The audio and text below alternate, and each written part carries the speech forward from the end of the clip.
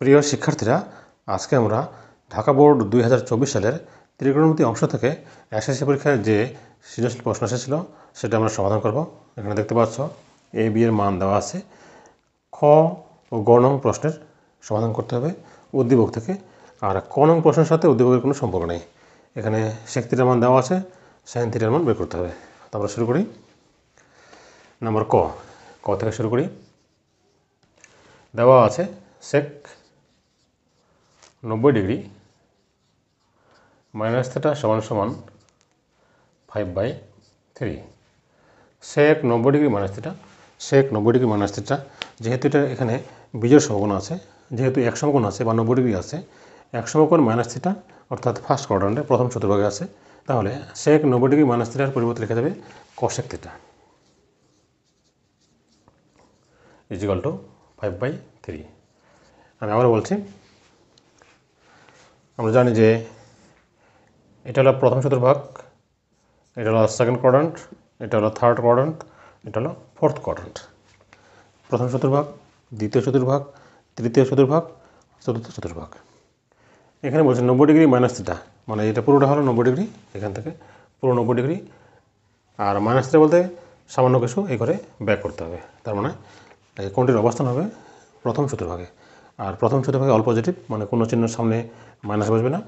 আর যেহেতু এখানে এক সমকোণ এখানে বীজের সমকোণ থাকলে সেকটা কষে হয়ে যায়, সাইন থাকলে কষ হতো, টেন থাকলে কট হতো। আবার বলছি, যেহেতু এখানে বীজের সমকোণ সেকটা কী হয়ে যাবে, কষেক এই থিটা এখানে বসবে 5/3। এখন দেখো, এখন আমরা কষেক থিটা, আমরা জানি যে কষেকটা হলো সাইনের বিপরীত, তাহলে কষের পরিবর্তে আমরা লিখতে পারি 1/sin theta is equal two 5/3 implies, তাহলে সাইন থিটা কত হবে 3/5, অতএব সাইন থিটা ইকুয়াল টু 3/5। এটা আমাদের ক নং প্রশ্নের উত্তর। এবারে খ নম্বরটা, এটার সময় এটা আনতে হবে, এটা আমরা অবশ্যই উদ্দীপক ব্যবহার করে করতে হবে। এখানে এ আর বি এর মান, এ আর বি এর মানটা আমরা ধরো এটা আসে, আর বাম পাশটা যা আছে সেটা দিয়ে করতে হবে। দেখো নাম্বার খ নং প্রশ্নে দেখো লেফট হ্যান্ড সাইড আমরা বাম পক্ষ দিয়ে করবো।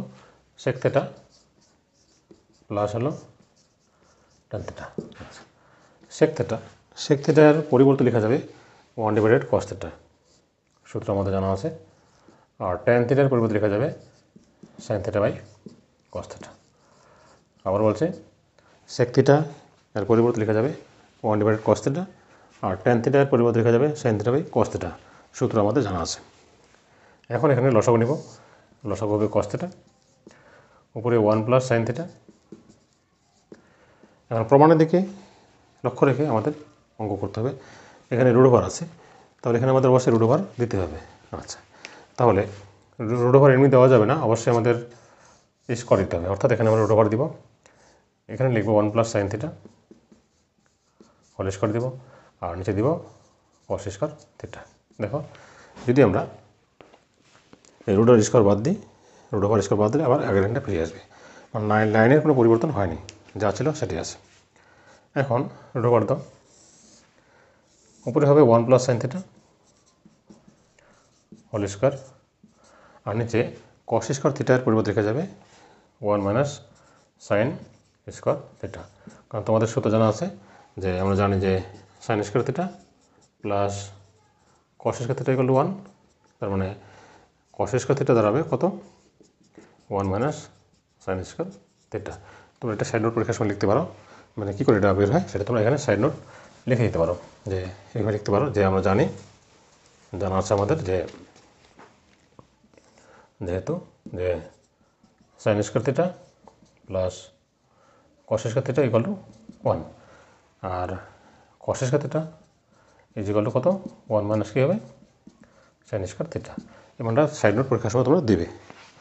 এখন দেখো, আবার বুঝিয়ে দিচ্ছি, এখানে রুট ওভারটা কেন নিলাম, এই প্রমাণটা আনার জন্য। আর রুট ওভার এমনি নেওয়া যাবে না, অবশ্যই স্কোয়ার দিব, স্কোয়ার রুট ওভার কাটা গেলে আগের লাইনে ফিরে আসবে। এখন দেখো, পরের লাইনের কাজ হলো আমরা রুট ওভার দিব, রুট ওভার।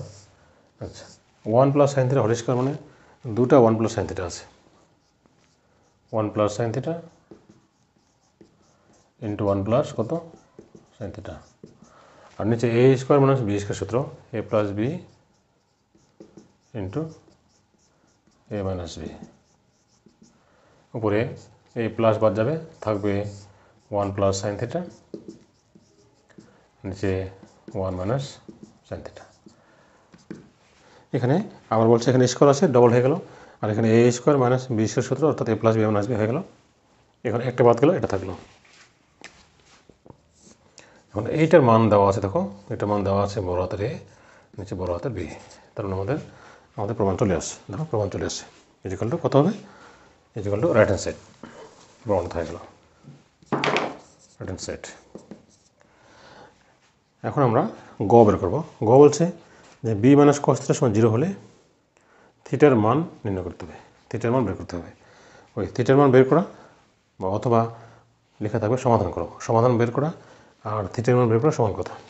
পরীক্ষা অনেক সময় বলছে সমাধান করো, যদি বলে সমাধান করো তখন থিটার মান বের করতে হবে, আর যখন থিটার মান বের করতে হবে তখন তো বের করতেই হবে। এবার গ নম্বরে লিখব। ক নম্বরে দেওয়া আছে যে B minus cos theta equal to 0। এখন বি এর মানটা আমরা বসিয়ে দিব। বি এর মান কত দেওয়া আছে, বি এর মান দেওয়া আছে 1 মাইনাস সাইন থিটা,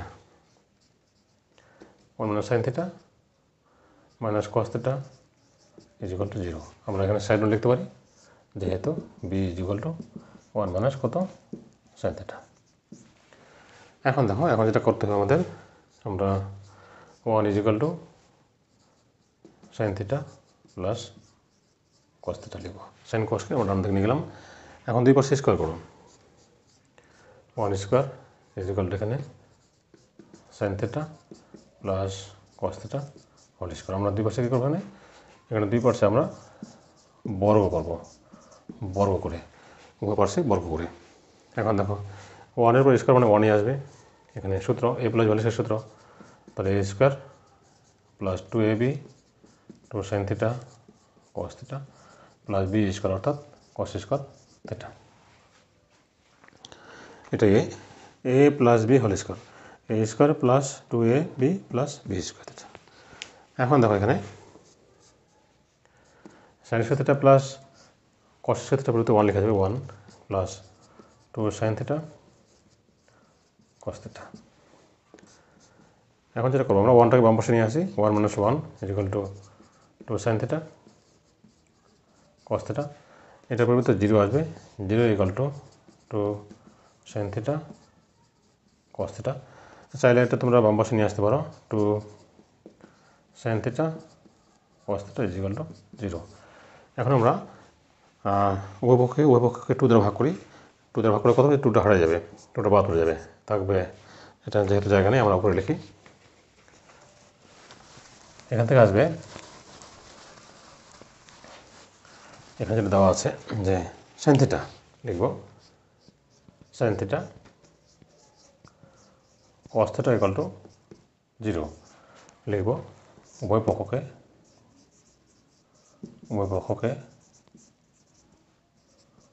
2 দ্বারা ভাগ করে, উভয় পক্ষকে 2 দ্বারা ভাগ করে লেখা হয় সাইন থিটা সমান 0, sine theta 0, sine theta sine কত ডিগ্রি মান 0 আমরা জানি, সাইন 0 ডিগ্রি মান 0, অতএব থিটা গেলে কত, একটা আসবে 0 ডিগ্রি। অথবা অথবা অথবা এই যে কস থিটা সমান 0, কস থিটা সমান কস 90 ডিগ্রি, থিটা মান বের হবে কত 90 ডিগ্রি। অতএব থিটা ইকুয়াল টু একটা 0 ডিগ্রি, একটা কত 90 ডিগ্রি। এটাই আমাদের গ নং প্রশ্নের সমাধান। এখানে বলা আছে